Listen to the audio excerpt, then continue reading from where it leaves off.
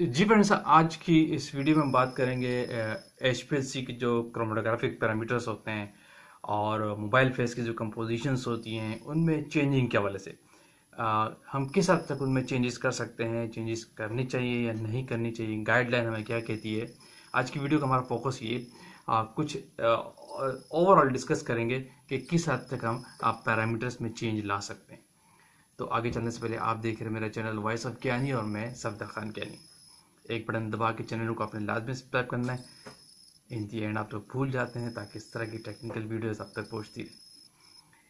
अच्छा, फिर बात करते हैं। देखिए फ्रेंड, बेस्ट प्रैक्टिस तो ये है कि जो आपके क्रोमेटोग्राफिक पैरामीटर से जो आपका मेथड सेट है, जो आपके पास एक कंपेडियल मेथड या नॉन कंपेडियल है, उनमें आप चेंज नहीं लाएं। अगर इन केस किसी क्यूरीज में किसी कुछ ऐसी सिचुएशन है कि आप चेंज करना चाहते हैं तो आप चेंज कर सकते हैं, लेकिन फिर उसके टर्म्स एंड कंडीशन यूएसपी का चैप्टर नंबर 621 इस बारे में आपको बहुत कुछ डिटेल देता है। टर्म्स एंड कंडीशंस है और एक लिमिट्स है कि किस हद तक आप चेंज कर सकते हैं और किस हद तक नहीं। जैसे मोबाइल फेस की कंपोजिशन होती है, किसी मेथड में फ्लो रेट होता है, कॉलम होता है, टेम्परेचर होता है, ये सारी चीज़ें बड़ी क्रिटिकल है। इनमें बेस्ट प्रैक्टिस है कि चेंज न लाया जाए अगर आपका कोई मेथड डेवलप है या वैलिडेटेड है। वैलिडेटेड मेथड में तो आप चेंज नहीं लाए, ठीक है। अगर आप वो वैलिडेटेड में चेंज ला रहे हो तो आप उसको अगेन वैलिडेशन मिलेंगे। बात यहाँ याद करने की ये है कि अगर किसी पैरामीटर्स में आप लिमिट जो यूएसपी आपको अलाउ करता है उसके तहत कोई चेंज लाते हैं तो फिर आपका मेथड वैलिडेशन पे जाएगा, ठीक है। ये याद रखिएगा। फॉर एग्जांपल, जैसे आपके मोबाइल फेस की कंपोजिशन है, यूएसपी के चैप्टर 621 में डिफाइन है कि अगर कंपोजिशन में अगर आप चेंज लाना चाहते हैं, इन केस आपको कोई लगता है कि पीक शेप ऐसी आ रही है, मैं चाहता हूँ कि ऐसी हो जाए, पीक का रिटेंशन टाइम ये है, मैं चाहता हूँ कि यहाँ हो जाए, टाइम सेविंग देखते हुए, आप कंपनी की वर्क लोड देखते हुए, आपके पास कोई ऐसा प्रोडक्ट है, ऐसा आइटम है जिसके बहुत सारा बेज मैन्युफैक्चरिंग होते हैं और उसका मेथड ऐसा लेंदी है या फार्माकोपिल भी है, आप चाहते हैं कि मैं इसको डेवलप करूँ, अगेन उसमें रीअरेंजमेंट करना चाह रहा हूँ, कुछ चेंज लाना चाह रहा हूँ, तो आप कर सकते हैं, लेकिन फिर उसको आप वैलिडेशन पे लेके जाएंगे।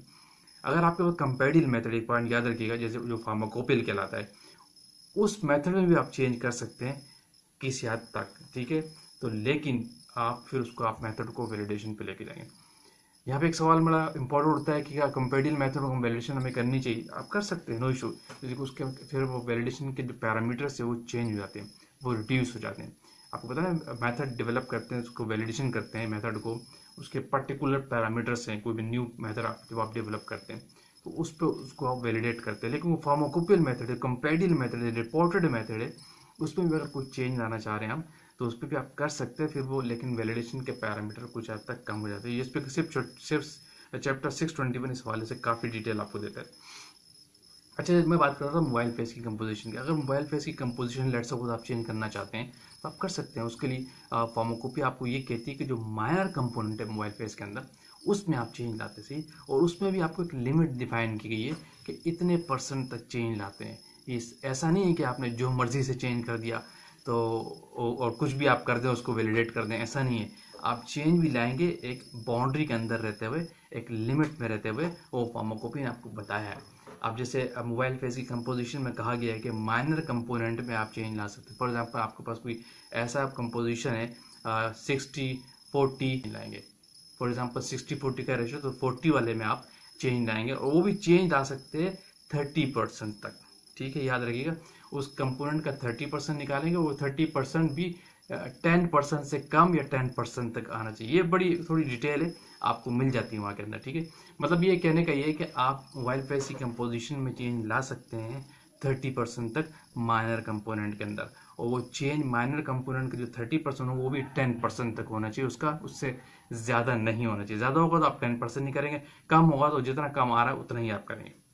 ये पूरा एक डिटेल इसकी मैं लंबी वीडियो हो जाएगी, इसमें मैं अगेन बात कर सकता हूँ, लेकिन कंपोजिशन में मोबाइल फेस की आप चेंज कर सकते हैं 30% तक माइनर कंपोनेंट पे। ये एक जनरल फार्मूला आप याद रखिएगा।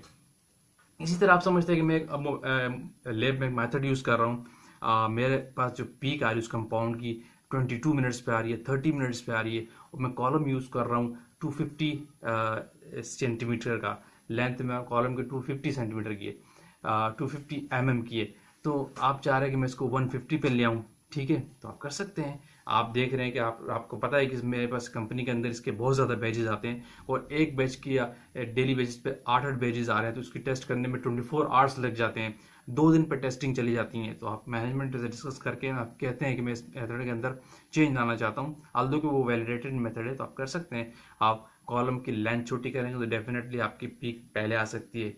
आप फ्लो रेट में चेंज ला के भी पीक पहले ला सकते हैं। जब पीक आपकी पहले आएगी तो आपका स्टॉप टाइम कम हो जाता है, आपका टाइम सेव हो जाता है, और सॉल्वेंट सेव हो जाता है, कंपनी का टाइम सेव हो जाता है, बहुत सारी चीज़ें इफेक्ट पड़ती है। जो एनालिसिस आपकी 2 आवर्स 2 डेज पे जा रही है वो आप 1 डे पे ला सकते हैं। नंबर ऑफ बैचेस देखते हैं कि आपकी कंपनी में कितना बड़ा लोड है। तो इन सिंपल वर्ड ये है कि आप फ्लो रेट में भी चेंज कर सकते हैं, टेम्परेचर में भी किसी हद तक चेंज ला सकते हैं, लेकिन अगर आप इन चीज़ों में चेंज लाते हैं तो आपका मेथड वैलिडेशन पे जाएगा। ऐसा नहीं है कि आप चीज़ों में चेंज कर दें। कुछ लोग करते हैं, जैसे टेम्परेचर में चेंज कर दिया, नॉर्मली रूटीन एनालिसिस में भी कर रहा हूँ, क्योंकि टेम्परेचर तो आपके हाथ में होता है। किसी भी ओवन का टेम्परेचर आप डिस्प्ले से सेट कर देते हैं और वहाँ से लोग चेंज कर देते हैं। अगर लेट सपोज एम्बिएंट था तो 28 डिग्री सेंटीग्रेड कर दिया, थोड़ा सा बढ़ा के मोबाइल फिशिंग कंपोजिशन खुद से चेंज कर दी, लेकिन वो मेथड पे नहीं आ रही होती, लेकिन पीक आपके आगे पीछे वैसे ही हो जाती है। ये सारी ट्रिक्स होती हैं, हम डिफरेंट लेबोरेटरी में देखते हैं। तो लेकिन ये करना ठीक नहीं है, जाहिर है, क्योंकि नॉर्मली जो आपका वैलिडेटेड मेथड है, जब उसका जो उस वैलिडेशन की रिपोर्ट निकालेंगे जिस उस कंपाउंड को वैलिडेट आपने किया गया है, उसकी जो पहली पीक आप देखेंगे तो लेट सपोज 16 मिनट में, लेकिन उसके बाद नंबर ऑफ बैचेस को रिकॉर्ड दिखा जाएगा तो उस पर पीक 12 मिनट में भी आ रही है, 9 मिनट में भी आ रही है। तो ऑडिटर इस पर सवाल कर सकता है कि ये क्या वजह है।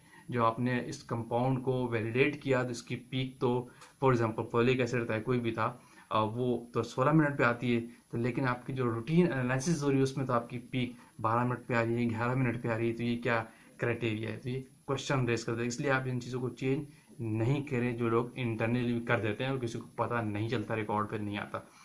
तो ये प्रैक्टिस गलत होती है, ये अलाउ नहीं करता। बेस्ट प्रैक्टिस CAGMP, GMP और GLP आपको इस चीज़ की इजाज़त नहीं देती। लेकिन अदर वर्ड ये, अगर आप चीज़ों में चेंज करते हैं तो आपको मेथड वेरिएशन में जाएगा, और फार्माकोपी आपको अलाउ करती है क्रोमेटोग्राफिक पैरामीटर्स में किसी हद तक चेंज करने में, और उनकी एक लिमिट्स है, उनमें रहते हुए आप चीज़ों को चेंज कर सकते हैं। जैसे कि मैंने एग्जांपल कोड की मोबाइल फेस की कंपोजिशन आप चेंज कर सकते हैं माइनर कंपोनेंट पे, और 30% तक चेंज कर सकते हैं माइनर कंपोनेंट के अंदर। वो 30% जो है 10% से कम होना चाहिए, 10% तक आना चाहिए इस माइनर कंपोनेंट का। बस ये डिस्कशन थी, बड़े सवाल आ रहे थे कि मोबाइल फेस की कंपोजिशन के हवाले से बात की जाए, हम किस हद तक इसमें चेंज ला सकते हैं और किस हद तक नहीं। इसको मैंने डिस्कस करते हुए थोड़ा सा मैंने कहा ओवर एक समराइज वे में डिस्कशन करें। तो आज के वीडियो का फोकस हमारा ये था। वीडियो का एंड करते हैं यहाँ पे, और फिर मैं इंदिरा यही कहूँगा कि आप चैनल को लाजिम सब्सक्राइब कीजिए, शेयर कीजिए, लाइक कीजिए, कमेंट्स कीजिए, ताकि ऐसी वीडियोस आप तक पहुँचती रहे। Thank you for watching. अल्लाह हाफिज़।